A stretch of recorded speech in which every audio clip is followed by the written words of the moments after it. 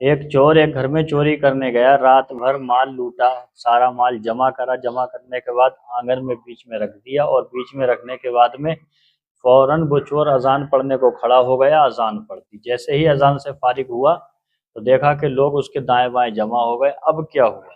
السلام علیکم ورحمۃ اللہ وبرکاتہ۔ بسم اللہ الرحمن الرحیم۔ ناظرین و سامعین، میں محمد خبیب القادری مدنہ پوری آپ کی خدمت میں ایک بہت اہم واقعہ لے کر کے آیا ہوں۔ وہ یہ ہے کہ حضرت غوث اعظم رضی اللہ تعالی عنہ کے زمانے میں آپ کی ظاہری حیات میں ایک شخص آپ سے مرید ہونے کے لیے آیا۔ حضرت غوث اعظم رضی اللہ تعالی عنہ نے اس سے فرمایا کہ تم کس لیے آئے ہو؟ بولا مرید ہونے کے لیے آیا ہوں۔ حضرت غوث اعظم رضی اللہ تعالی عنہ نے اس کو اپنے پاس بٹھالا، ہاتھ میں ہاتھ دیے اور اس کو توبہ کرائی۔ حضرت غوث اعظم رضی اللہ تعالی عنہ نے فرمایا چور سے کہ کہو میں پانچوں ٹائم کی نماز پڑھوں گا۔ چور بولا میں نماز نہیں پڑھوں گا۔ حضرت غوث اعظم رضی اللہ تعالی عنہ نے پھر فرمایا کہو میں چوری نہیں کروں گا، تو فوراً وہ کہتا ہے میں چوری کروں گا۔ حضرت غوث اعظم رضی اللہ تعالی عنہ نے فرمایا کہ تم نماز بھی نہیں پڑھو گے، چوری بھی نہیں کرو گے تو تم مرید نہیں ہو سکتے، کیونکہ شریعت میں نماز سب سے پہلے ہے، نماز پڑھنا ضروری ہے، اور چوری سے بچنا بھی ضروری ہے۔ چوری کرنا گناہ ہے، حرام ہے۔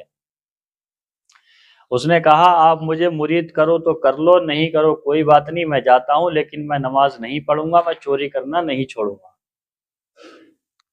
دروازے پہ چلا گیا، حضرت غوث اعظم رضی اللہ تعالی عنہ نے اس کو بلایا، آ گیا واپس۔ آنے کے بعد آپ نے فرمایا دیکھ تیری دونوں شرطیں ادھر پڑی ہیں، یعنی جو میں نے تجھ سے کہا نماز پڑھ تو نے انکار کیا، میں نے کہا چوری مت کر تو نے انکار کیا، وہ تیری جو دونوں شرطیں ادھر پڑی ہیں، تو میری ایک شرط مان لے، اور اس شرط کو ماننے کے بعد میں چند دنوں کے بعد میں تجھے مرید بنا لوں گا۔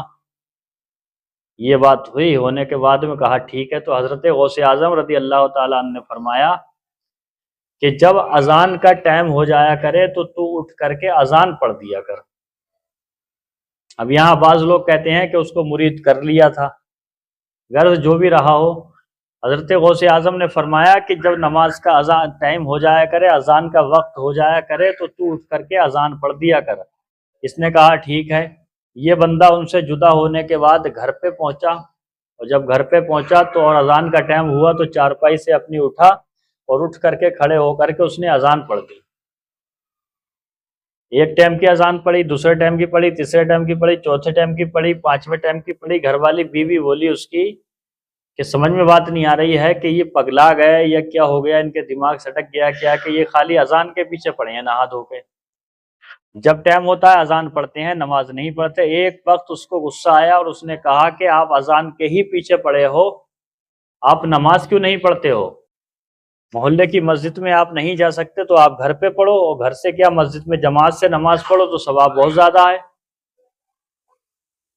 اذان کے پیچھے کیوں پڑے ہو؟ بار بار اٹھتے ہو اذان پڑھ دیتے ہو، اٹھتے ہو اذان پڑھ دیتے ہو۔ تو چور نے کہا کہ تجھے پتہ نہیں ہے، میں نے ایک وعدہ کیا ہے، میرا معاہدہ ہے حضرت غوث اعظم رضی اللہ تعالیٰ عنہ سے، اور آپ نے مجھ سے کہا ہے کہ جب اذان کا ٹائم ہو جایا کرے تو تم فوراً اذان پڑھ دیا کرو، میں وہ بات پوری کر رہا ہوں۔ غرض یہ کہ اس کی ایک ہفتہ گزر گیا، ایک ہفتے سے زیادہ گزر گیا۔ بیوی نے کہا کہ اب راشن ختم ہونے کے قریب ہے، اب جاؤ کچھ کھانے پینے کا انتظام کرو، کچھ نہ کچھ کرو۔ تو اس کا کام کیا تھا؟ صرف یہ چوری کرتا تھا۔ تو یہ بیٹھنے کے بعد اس نے دھیان لگایا کہ ٹائم کون سے وقت میں زیادہ ہے، ظہر سے عصر تک کتنا ٹائم ہے، عصر سے مغرب تک، مغرب سے عشاء تک، عشاء سے فجر تک، اور فجر سے ظہر تک، سارے ٹائموں کا اس نے جوڑا۔ جوڑنے کے بعد اس کی سمجھ میں یہی آیا کہ سب سے زیادہ ٹائم جو ہے وہ رات میں مل رہا ہے۔ تو اس نے عشاء کی اذان پڑھی، اذان پڑھنے کے بعد تھوڑی دیر کے بعد میں رسی لی اور اپنا جو بھی چوری کرنے کا سامان تھا لیا، اور لے جانے کے بعد میں ساتھ میں گھر لیا اور گھر سے نکل گیا۔ رات کا کافی ٹائم ہو گیا، اس نے ایک مکان میں پیچھے سے رسہ ڈالا اور اس رسہ ڈال کے گھر میں گھس گیا چوری کرنے کے لیے۔ اتفاق کی بات یہ دیکھو کہ مکان بہت بڑا تھا، اس مکان میں مکی بہت زیادہ تھے۔ یہ کمروں میں گیا، جانے کے بعد میں چوری کی، زیورات اٹھائے، مال اٹھایا، جو اس کا اٹھانے کا سارا اٹھا کر کے اس نے بیچ آنگن میں جمع کر لیا، اور سب کو تہہ بنا کے بڑھیا سے رکھ لیا۔ اب میں ساری پٹریاں اٹھا کر کے لے کے چلا جاؤں گا۔ اتنے میں اس کے دماغ میں خیال آیا کہ میں جب گھر سے باہر نکلوں گا ٹائم لگے گا جب تک اذان ہو جائے گی، اور اذان کا ٹائم قریب ہے، لہٰذا میں پہلے اذان پڑھ دیتا ہوں۔ اس نے وہیں پر سامان ایک سائڈ میں رکھا ہے، بیچ آنگن میں اذان پڑھنا شروع کر دی، اور جیسے ہی اس نے اذان پوری پڑھی، اذان پڑھ کے فارغ نہیں ہو پایا، کیا دیکھا کہ چاروں طرف گھر والے جگ گئے، عورتیں آدمی سب وضو کے لیے جا رہے ہیں، کوئی دائیں بائیں جا رہا ہے، کوئی دائیں بائیں اس کے کھڑا ہوا ہے، یہ چاروں طرف سے گر گیا۔ اب تو یہ بڑا حیران ہوا کہ اب میں کیا کروں، تو اس کی کچھ سمجھ میں نہیں آیا، اس نے فوراً نیت باندھ لی اور سنتیں پڑھنے کھڑا ہو گیا، فجر کی سنتیں پڑھنے کھڑا ہو گیا، اس کی سمجھ میں کچھ نہیں آیا۔ جیسے ہی سنتیں پڑھ کے اس نے سلام پھیرا، کیا دیکھا پیچھے سب بچھے ہوئی ہے اور سارے لوگ پیچھے بیٹھے ہوئے ہیں، اور جیسے ہی سلام سے فارغ ہوا، ان پیچھے والے لوگوں میں سے ایک نے کہا، بولے حضرت آپ نماز پڑھا دیجئے۔ دوسرا بولا امام صاحب آپ نماز پڑھا دیجئے۔ اب یہ چور بڑا حیران کہ نہ میں حضرت ہوں نہ میں امام صاحب ہوں، لیکن میں چور تو ہوں ہی نا، دل میں اس نے تصور کیا، بہت پریشان۔ کہتا ہے بھئی میں امام نہیں ہوں، میں نماز نہیں پڑھا سکتا۔ پھر سے لوگوں نے زور ڈالا، اور ایک نے تو یہاں تک کہہ دیا کہ اگر آپ نماز نہیں پڑھاؤ گے ٹائم نکل جائے گا، گناہگار آپ ہو جاؤ گے۔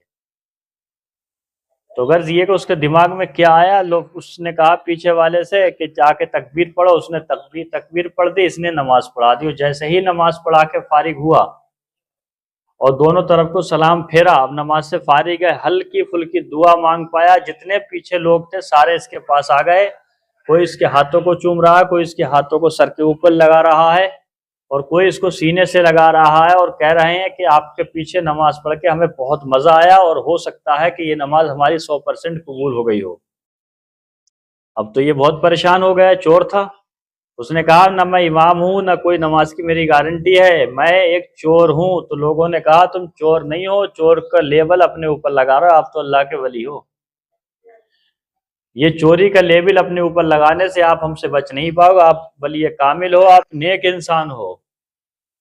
غرض یہ کہ اس کے دماغ اور بدلتا رہا، یہ پسینے پسینے ہو گیا کہ معاملہ یہ کیا ہو رہا ہے۔ آخر میں بات یہ ہوئی، سب لوگ دائیں بائیں ہٹے تو یہ وہیں بیٹھ گیا، بیٹھنے کے بعد اٹھا، اٹھنے کے بعد میں حضرت غوث اعظم رضی اللہ تعالیٰ عنہ کا جدھر مکان ہے ادھر کو 1-2 قدم چلا اور کہا واہ حضرت غوث اعظم رضی اللہ تعالیٰ عنہ، آپ نے میری راہ ایسی روشن کر دی کہ میں نے ایک ٹائم کی نماز پڑھی ہے تو ان لوگوں نے اتنی محبت سے پیش آئے، اگر میں 5 ٹائم کی نماز پڑھوں گا تو کتنی لوگ محبت سے پیش آئیں گے اور پورے شہر کے اندر میری کتنی عزت ہوگی۔ کہا واقعی آپ نے کمال کر دیا۔ گھر سے نکلا، اب وہ چوری کا سامان نہیں لیا، گھر والے بولے لے جاؤ چوری تمہارا سامان ہے، بولے میرا نہیں، یہ آپ لوگوں کا سامان ہے، اور سیدھا حضرت غوث پاک رضی اللہ تعالیٰ عنہ کی خدمت میں پہنچ گیا۔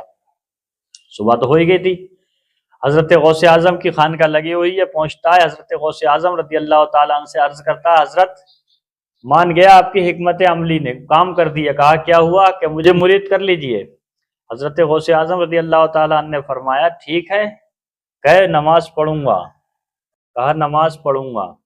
حضرت غوث اعظم نے فرمایا کہ کہ چوری نہیں کروں گا۔ کہا کبھی زندگی میں چوری نہیں کروں گا۔ حضرت غوث اعظم نے اس کو مرید کیا اور وہ غوث اعظم کے مریدوں میں شامل ہوا اور اپنے وقت کا بہت بڑا ولی بن گیا۔ یہ واقعہ علماء کی زبانی سنا ہے اور بہت سے لوگ اس واقعے کو بیان کرتے ہیں، اس میں کہاں تک صدق ہے، کہاں تک اس کی روایتیں معتبر ہیں، کہاں تک یہ عبارت معتبر ہے۔ آصف سیفی صاحب کے منہ سے بھی سنا ہے اور بھی لوگوں کے منہ سے یہ واقعہ سنا ہوا ہے۔ باقی آپ کمنٹ میں بتائیے کہ یہ واقعہ جو ہم نے بیان کیا یہ آپ کو کیسا لگا، اور اگر آپ کو اس کے بارے میں تحقیق ہے تو بتائیے کہ یہ واقعہ سچا ہے یا سچا نہیں ہے۔ اب میں آپ سے رخصت ہوتا ہوں۔ السلام علیکم ورحمۃ اللہ وبرکاتہ۔